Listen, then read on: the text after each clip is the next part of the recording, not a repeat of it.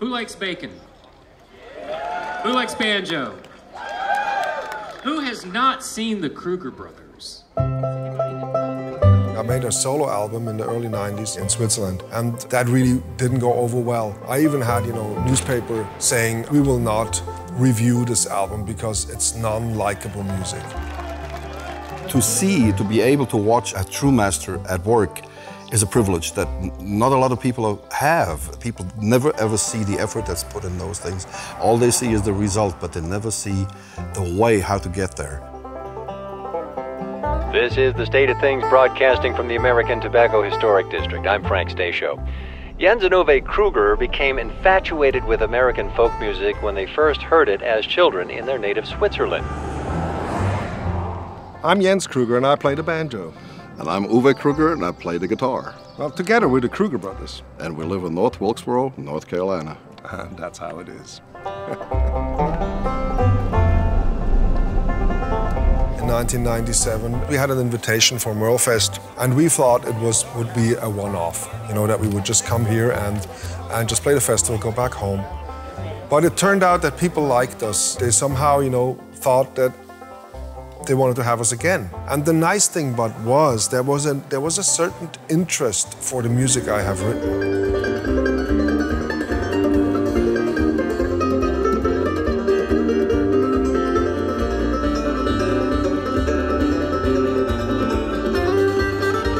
We started touring in '97. In 2002, I had 56 entrance stamps in my passport from America. So in just those 5 years, this is how many times I flew back and forth.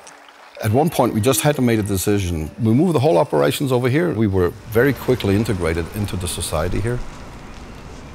We created a few songs that people really connect with here in America, like Caroline in the Fall and stuff like that. And it's just, it helped us along in a way that we got accepted as for what we are. All the places I have been to, all the things that I had seen, since I left my home to wander, and I was just 15. I was born in Germany, and then my parents moved to Switzerland, where Jens was born in 1962. It was a wonderful childhood, out in nature a lot, beautiful era of Switzerland where we lived. We didn't have a TV set at home. We had some records that my parents listened to, but mostly we sang every night before we went to sleep. And I've seen sunsets on the ocean, I've seen the desert blue, drove the endless highways beneath the prairie moon. Our mom was very, very kind. She would sing every day, pretty much. She played accordion and she knew a lot of songs. And our dad, he knew a lot of very funny songs. And we would sing, almost every day. So music was always part of our family. I played drums on the pot, and Jens, he put some twine on the neck and got himself a chord chart and just learned all the chords without knowing what they were called or how they sounded. And then when he finally got his first real banjo, he could play the thing within a week. It was just absolutely amazing to see.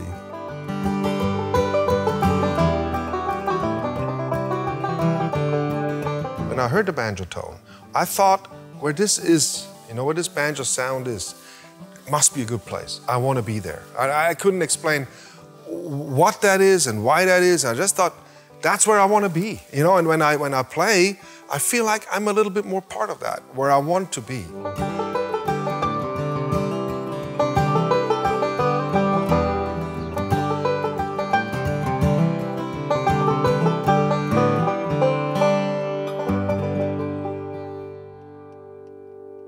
The way he plays the instrument has never been done before. Never in such an all-encompassing, compassionate way of playing an instrument.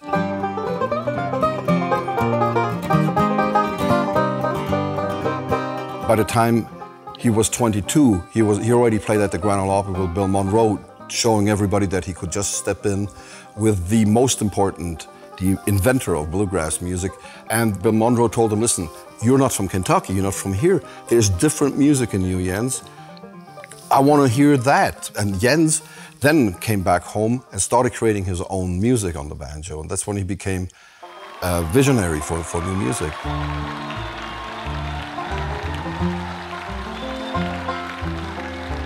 Jens has a special beauty when he plays, which I find inherent in the banjo. And a lot of people think of it as just a very fast instrument with a lot of drive and rhythm. But Jens is able to pull an elegance out of the banjo, and that I really admire, and I do try to play that way.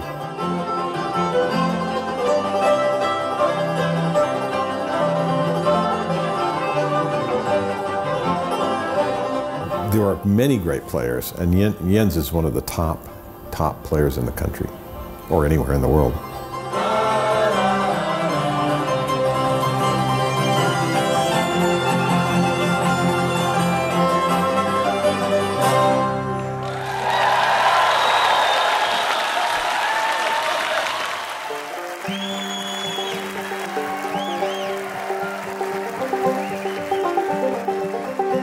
When Jens interacts with another banjo player or another musician in general, the interaction between those people is absolutely amazing for me to watch, and it's worth living just for that.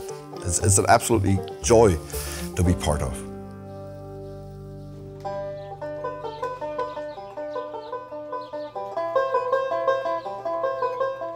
Our mother passed away when we were 11, and I think you were 11. I was 13. And yeah. That was a big changing point, because that really broke my dad.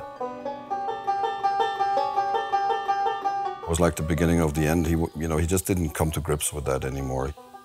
Our father started being very challenged, and it became, he would take his guns and shoot out the window at the night, and I would come home from school and he was in a bad shape. And then one day he said, well, I didn't clean up the kitchen in 1979, but we had an argument. So he said, if you don't clean that kitchen, you can go where the pepper grows, That was a German saying. And so I said to him, give me my passport. And so I had the passport. Then Uwe came home and he said, what's going on here? And I said, well, I'm leaving. And then Uwe said, I want my passport too.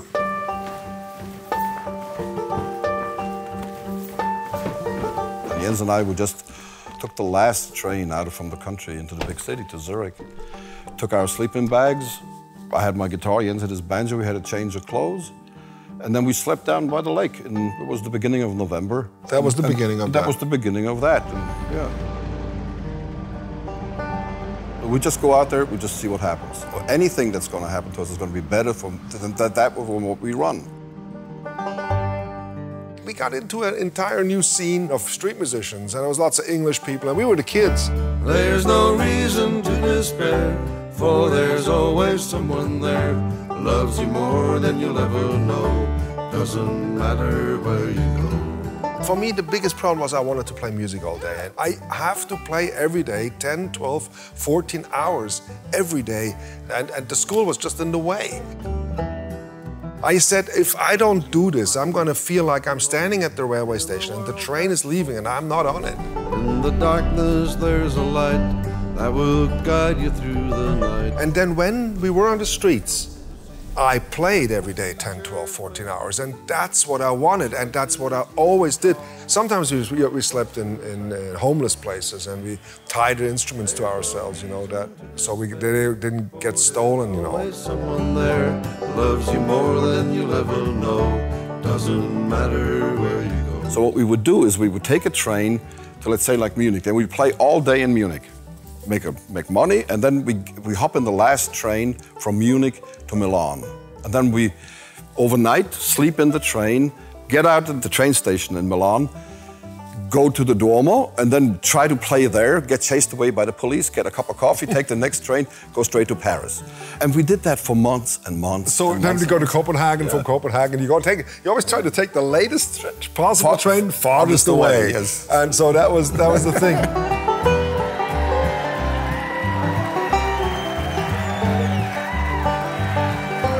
Our school was being street musicians, and then later on, Jens played in a bluegrass band, and I played country music. I played in a lot of restaurants. But when Jens asked me to play guitar for his first solo project for BMG in Italy, I had to reinvent all my guitar playing because there was no precedent. Because the music that Jens played for me, that I agreed on playing with, because it was a challenge, and so I had to come up with a completely new way of playing the guitar for that.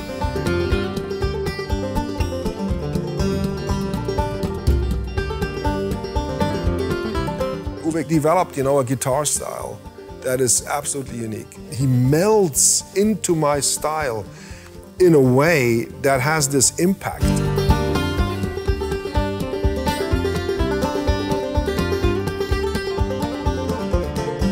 So he creates this force in my music that drives my music forward. For instance, I can play a melody like da-dum, da-dum, da-da-ba-da-dum, ba-da-da-dum, ba-dum, which is very nice. But then Uwe puts a rhythm under there that drives this whole thing with an amazing amount of impact.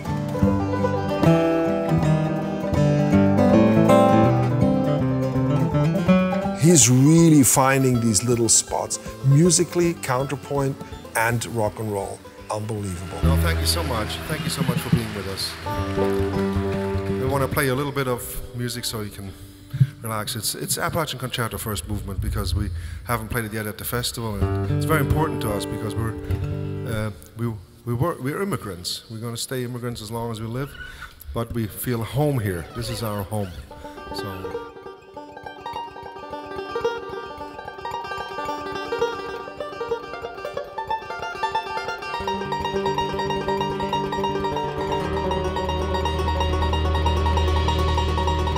We're radically different people. Because when I speak or when Uwe speaks, we have a total disagreement with each other, you know, of how we saw the past or how we experience the present and why we do things and how we explain it. It's completely in disagreement, basically. Well, it's opposite. It's really opposite. It's like cat and dog. We have nothing to do with each other intellectually. Apart from that, we both wear Birkenstock. There's almost nothing that we have in common.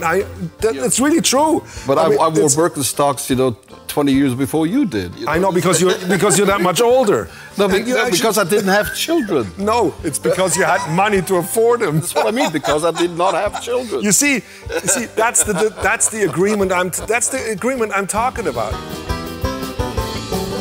When we walk out there and we start playing, there is no disagreement. We are so much in agreement about the music we play.